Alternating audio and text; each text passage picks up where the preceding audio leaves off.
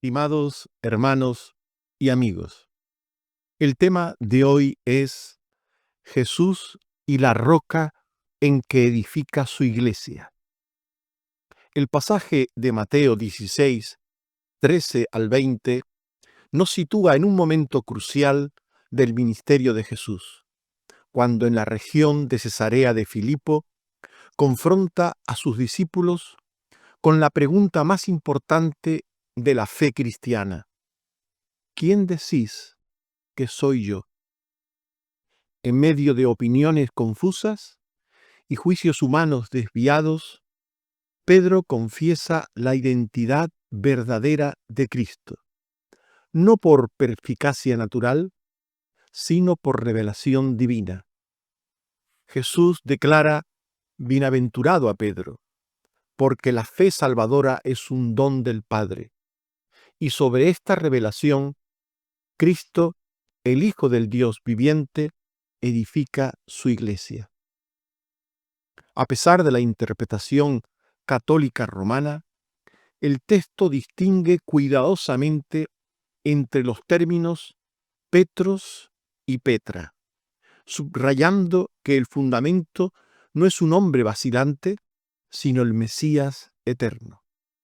En sus epístolas, el mismo Pedro, lejos de reclamar supremacía, se reconoce como anciano entre ancianos y testigo de la gracia. El Nuevo Testamento entero confirma que Cristo es la piedra angular y que la Iglesia se sostiene en su nombre y en la fe que Él produce en los suyos. Este pasaje, por tanto, no exalta a Pedro, sino al Salvador, que revela, perdona, guarda y edifica. Veamos cómo Pedro hizo una confesión de fe sobre Jesús. Jesús preguntó a sus discípulos qué es lo que creían la gente sobre él. Jesús sabía que la gente tenía diversos pensamientos erróneos sobre él. Mateo 16:13. Viniendo Jesús a la región de Cesarea de Filipo, preguntó a sus discípulos diciendo: ¿quién dicen los hombres que es el Hijo del Hombre? Los discípulos estaban al tanto de esos pensamientos erróneos y se lo dicen a Jesús. Mateo 16:14. Ellos dijeron: unos Juan el Bautista, otros Elías y otros Jeremías o alguno de los profetas. Jesús preguntó a sus discípulos qué es lo que ellos mismos creían sobre él. Para Jesús, lo importante era lo que pensaban los suyos. Mateo 16:15. Él les dijo: ¿y vosotros? ¿Quién decís que soy yo? Pedro, como siempre, respondió en nombre de todos y confesó su firme fe y convicción de que Jesús era el Cristo. Mateo 16:16. Respondiendo Simón Pedro dijo: tú eres el Cristo, el Hijo del Dios viviente. Jesús alabó la respuesta de Pedro y le dijo que edificaría su iglesia sobre esa respuesta, cual roca. Alabó su respuesta porque la fe es el don de Dios para sus escogidos, por medio del cual reciben la salvación de gracia y la fe que aprovecha dicha gracia. Mateo 16:17. Entonces le respondió Jesús: bienaventurado eres, Simón, hijo de Jonás. Jesús alabó su respuesta por ser la única manifestación espiritual, la fe, la única manifestación espiritual en base a la cual el Señor soberano y eterno comunica su gracia eterna de redención. Mateo 16:17. Bienaventurado eres, porque no te lo reveló carne ni sangre, sino mi Padre que está en los cielos. Ahora bien, la pregunta es: ¿cuál es la identidad de la roca? que menciona Jesús y en la cual Él edifica su iglesia? La interpretación católico-romana sobre la roca en que Jesús edifica su iglesia es errónea. La iglesia romana cree que Jesús se refiere a Pedro como la roca y que esta es la base de la doctrina del primado papal y de él, de Pedro, como el primer papa de la iglesia romana.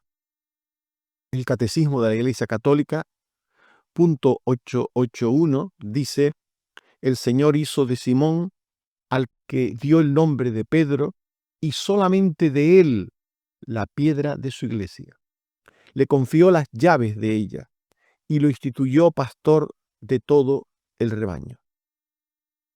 Esto forma parte de una visión antropocéntrica de la iglesia, de la salvación, por parte de la iglesia romana. Pero el texto a estudio emplea un lenguaje que evita esa confusión. En el texto griego de Mateo 16:18 aparece Pedro, el nombre Pedro, Petros en griego, que significa piedra pequeña. Y más adelante aparece la palabra Petra, roca grande. Por tanto, el mismo texto griego diferencia entre piedra pequeña y roca grande. Pedro nunca entendió, nunca, ni el resto de apóstoles tampoco lo entendió ni lo creyó, que Jesús le estaba confiriendo a Pedro un puesto de supremacía y de autoridad sobre la iglesia. Jamás Pedro lo entendió así, ni jamás el resto de apóstoles lo entendieron así. Pedro no era una persona de calidad espiritual superior a los demás discípulos, como vemos por el texto siguiente. El texto siguiente a la confesión de fe que tuvo sobre Cristo. En Mateo 16, 21 al 23, se nos dice que comenzó Jesús a declarar a sus discípulos que le era necesario padecer y ser muerto y resucitar al tercer día. Es decir, Jesús les declaró la naturaleza de su venida al mundo y de su obra redentora. Ante esto, ¿qué hizo Pedro?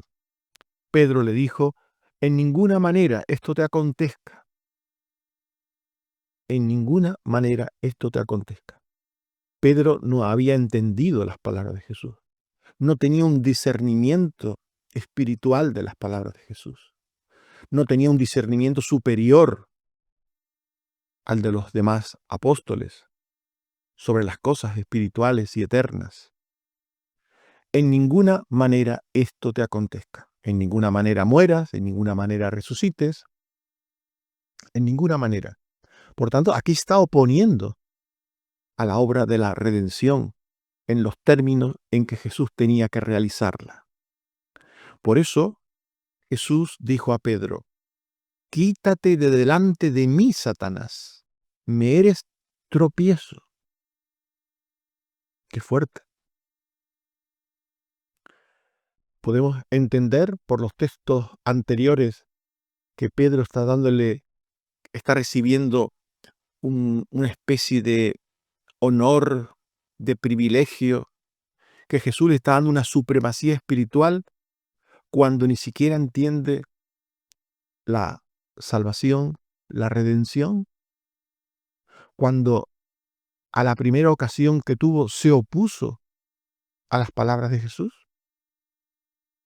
¿Podemos entender eso? Si comparamos este texto con otros como Mateo 26, 33 al 35, 69 al 75, Gálatas 2, 11 al 14, veremos que Pedro no era un discípulo superior en ningún modo. En ningún modo. Vamos a ser generosos y decir que como mínimo era igual que los demás. Como mínimo era igual que los demás. Si no, incluso inferior, porque vemos a Pedro eh, eh, adoptando una actitud de orgullo ante las palabras de Jesús, de autoconfianza en sí mismo. Yo no te negaré jamás, los demás pueden ser que lo hagan, pero yo no. Acto seguido negándole de una forma triste, dramática. Y en Gálatas 2, 11 al 14, pues vemos también a Pedro actuando con hipocresía con respecto a los gentiles frente a los judaizantes. Y hasta tal punto de que tiene que ser reprendido por el apóstol Pablo. Por tanto, en ninguna manera la Biblia presenta a Pedro como un hombre espiritualmente superior, en ningún sentido. Y por tanto, Pedro no recibió ningún privilegio, porque los privilegios que Dios da conllevan capacitación. Él no recibió ningún privilegio aquel día, cuando confesó su fe en Jesús. El mismo Pedro se consideraba anciano copastor, se consideraba un anciano, un presbítero, un copastor junto a otros ancianos, presbíteros o copastores, uno más entre el resto, junto a los otros apóstoles y pastores de la iglesia. E incluso reconoce la superioridad en sabiduría y en conocimiento del apóstol Pablo. Mirad estos textos. En 1 de Pedro 5, 1 al 3, Pedro dice: ruego a los ancianos que están entre vosotros, yo anciano también con ellos, no obispo, según el concepto también desviado de la iglesia romana, o no primado, según este concepto desviado y erróneo de la iglesia romana. Yo anciano también con ellos. Ruego a los ancianos como anciano. Apacentad de la grey de Dios, cuidando de ella, no por fuerza, sino voluntariamente, no como teniendo señorío, sino como ejemplos de la grey. Este texto es interesante porque no solo él dice de sí que es un anciano más, un copastor más entre otros pastores y ancianos, sino que niega que alguien deba tener señorío, una actitud de superioridad en la jefatura, en el control, en la dirección de la iglesia. No como teniendo señorío, sino como siendo ejemplos de la grey. La autoridad moral de un creyente y de un siervo de Dios está en el ejemplo, no en el mando y ordeno. Y más adelante, Pedro también diría, como hemos afirmado hace unos segundos, afirmaría del apóstol Pablo lo siguiente, segunda de Pedro 3, 15 al 16. Nuestro amado hermano Pablo, según la sabiduría que le ha sido dada, os ha escrito casi en todas sus epístolas de estas cosas, entre las cuales hay algunas difíciles de entender, las cuales los indoctos e inconstantes tuercen. Aquí Pedro está reconociendo que Pablo tiene un conocimiento superior a él y al resto de discípulos, de apóstoles, según la sabiduría que le ha sido dada. Habla de cosas difíciles de entender, porque son profundas, porque son espiritualmente profundas, las cuales los indoctos e inconstantes tuercen. Por tanto, Pedro está reconociendo la autoridad teológica, magisterial de Pablo. No está diciendo que esto le suponga una actitud jerárquica ni nada por el estilo. No lo considera Pedro así, ni tampoco Pablo lo consideró así.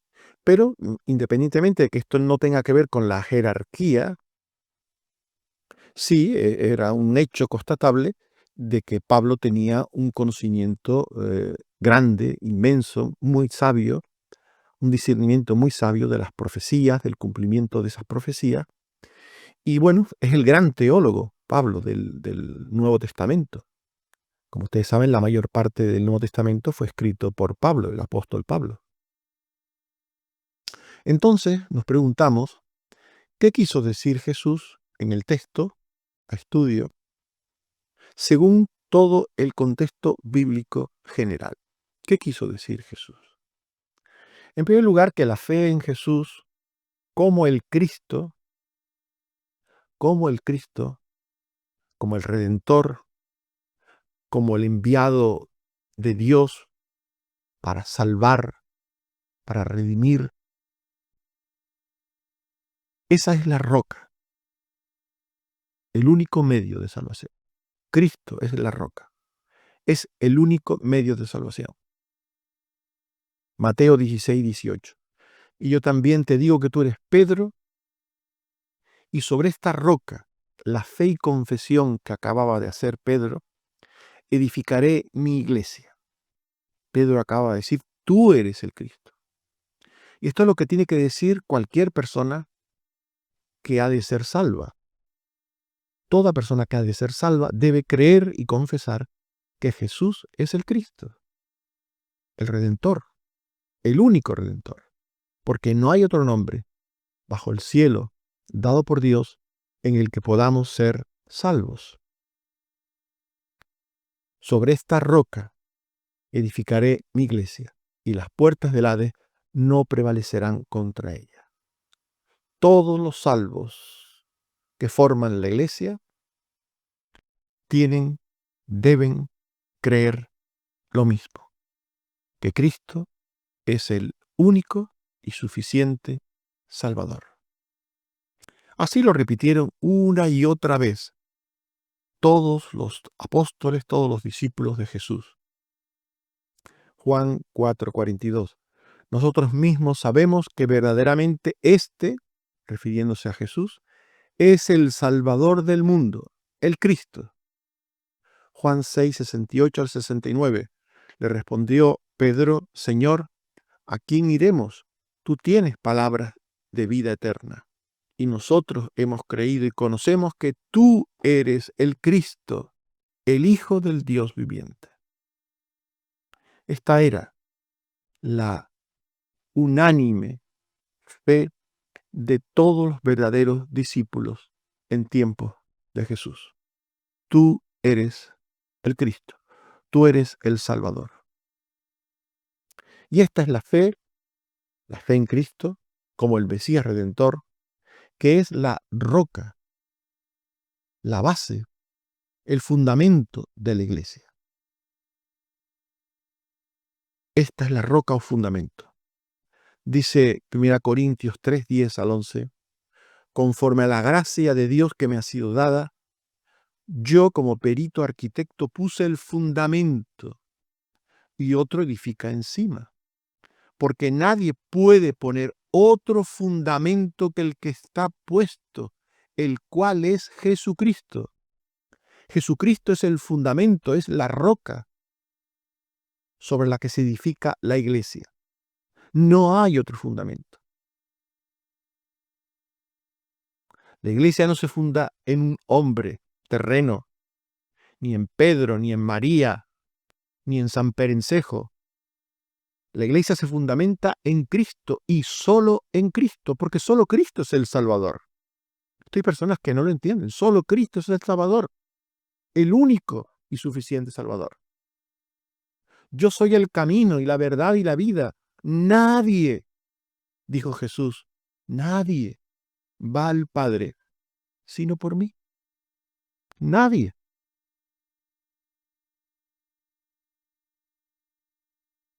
No hay otro nombre.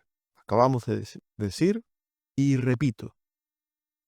No hay otro nombre bajo el cielo, no hay otro nombre dado por Dios en que podamos ser salvos, salvo el nombre de Jesucristo. Por tanto, cuando el cristianismo tiene otro fundamento que no sea Cristo, En muchos lugares el cristianismo se fundamenta en alguna devoción a María. En Canarias, la patrona de Canarias es la llamada Virgen de Candelaria. Y en muchas islas, de las Islas Canarias, tienen también su propia Virgen. Y en otros muchos lugares de España o del mundo, pues es la base del fundamento de la fe de los cristianos de ese lugar. Y en muchos pueblos es un santo, un patrón. Todo eso son argucias satánicas. A Satanás es quien le interesa que la gente crea eso. Porque mientras la gente crea que el fundamento es María o San Perencejo, no pensará en el verdadero fundamento dado por Dios, que es su Hijo. Porque solo Jesús vino a morir en lugar de los pecadores. Solo Jesucristo vino a redimir y a salvar lo que se había perdido. Solo Jesucristo. Leamos Mateo 7:24, 1 Corintios 10:4, Hechos 4:11, Romanos 9:33, Efesios 2:20. Leamos tantos y tantos textos de la Biblia. Todos los siervos del Evangelio, todos los siervos del Evangelio mencionados en la Biblia, proclamaron la salvación por medio de la fe en Cristo, por la gracia de Dios, por la gracia de Dios, por medio de la fe en Cristo. Todos los siervos. Y todos los siervos de Dios de entonces y de ahora, que proclaman ese mensaje, el mensaje de que Cristo es el Salvador, el único Salvador, están usando las llaves del reino de los cielos. Porque cuando se anuncia el verdadero mensaje de salvación, se está abriendo el reino de los cielos para todo aquel que cree. Y se está cerrando el reino de los cielos a todo aquel que rechaza creer en el Hijo. Como dice el propio Jesús. El que cree en el Hijo tiene vida eterna. El que rehúsa creer en el Hijo no verá la vida. Por tanto, cuando se proclama el mensaje de salvación, esa proclamación es como una llave que abre el reino de los cielos, la salvación, para quien escucha y cree en Jesús, en los términos que Dios dice, y esa predicación, esa proclamación, también es la llave que cierra el reino de los cielos a todo aquel que rechaza, que rehúsa creer en Cristo. La misma palabra abre o cierra el reino de los cielos. La misma palabra. Y todo aquel que proclama el verdadero evangelio, con su proclamación, con su verdadera y sana predicación, está abriendo o cerrando el reino de Dios a los que escuchan. Por tanto, cuando Jesús le dijo a Pedro, a ti te daré las llaves del reino de los cielos, y todo lo que atares en la tierra será atado en los cielos, y todo lo que desatares en la tierra será desatado, pues está diciendo, evidentemente, que cuando una persona proclama la palabra y alguien cree, pues esa persona que cree por la predicación de esa palabra es recibido por Dios como alguien que ha creído y es admitido por Dios y es recibido por Dios y por los ángeles con gozo como un redimido. No olvidéis de nuevo las palabras de Pablo, 1 Corintios 3:10, conforme a la gracia de Dios que me ha sido dada, yo como perito arquitecto puse el fundamento y otro edifica encima. Por tanto, lo de las llaves no fue una prerrogativa o privilegio para Pedro. Todo siervo de Dios de entonces y de ahora tiene las llaves.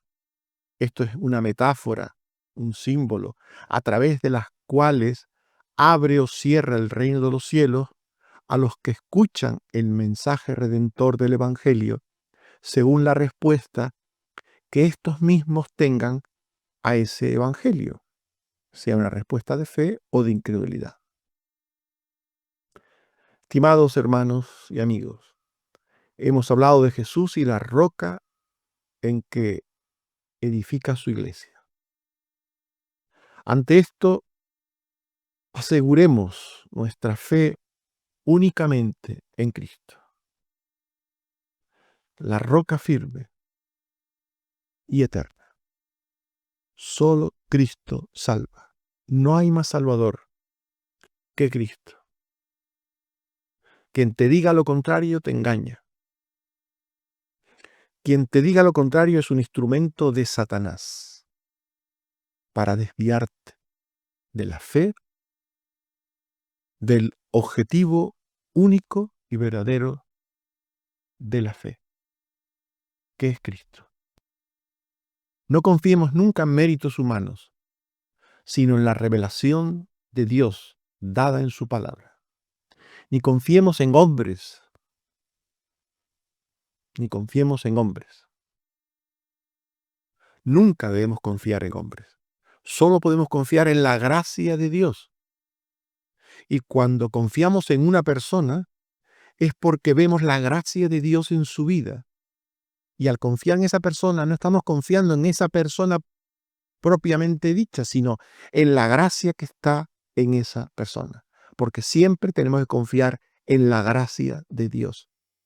La gracia de Dios en nosotros o la gracia de Dios en otras personas. Pero nunca en las personas mismas, por sus simpatías, por sus dones, por sus cualidades.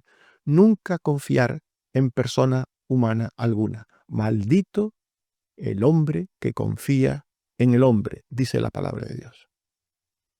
Por tanto, nunca confiemos en méritos humanos. Confiemos siempre en la gracia de Dios.